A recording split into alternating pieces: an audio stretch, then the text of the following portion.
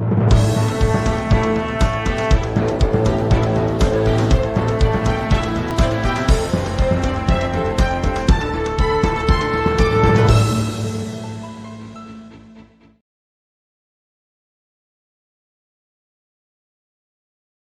paripurna DPRD Provinsi Jambi dalam rangka penyampaian nota pengantar rancangan kebijakan umum perubahan APBD atau disebut KUPA, serta prioritas dan plafon anggaran sementara perubahan Provinsi Jambi tahun anggaran 2020 dan 5 rancangan peraturan daerah Provinsi Jambi di ruang rapat utama gedung DPRD Provinsi Jambi Senin sore kemarin.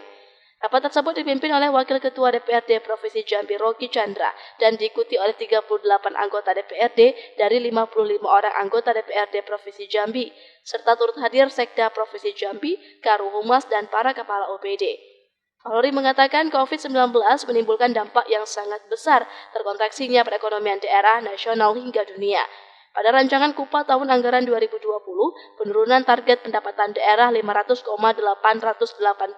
miliar rupiah turun 10,69%.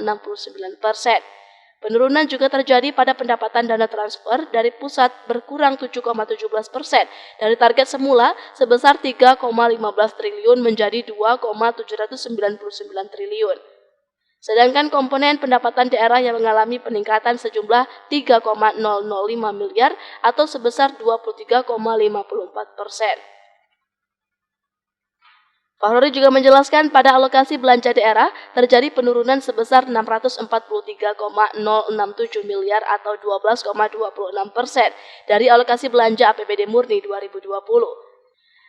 Dalam raperda yaitu mengenai tentang pajak daerah bertujuan memberikan keringanan pajak kendaraan bermotor. Yang kedua tentang retribusi perpanjangan izin mempergunakan tenaga asing. Ketiga tentang perda pembentukan dan susunan perangkat daerah Provinsi Jambi.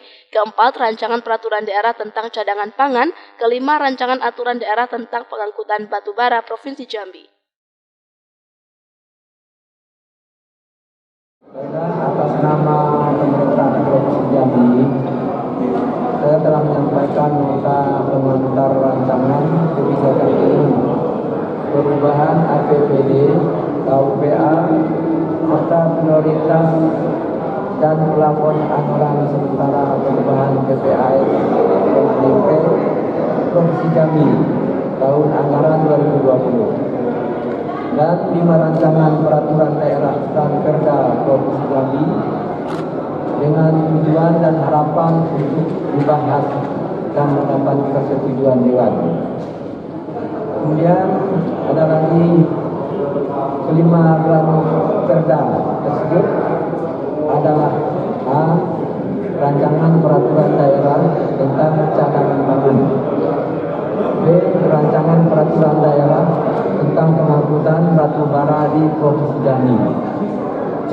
Rancangan peraturan daerah tentang perubahan atas Perda Provinsi Jambi nomor 8 tahun 2016 tentang pembentukan dan susunan perangkat daerah Provinsi Jambi. D.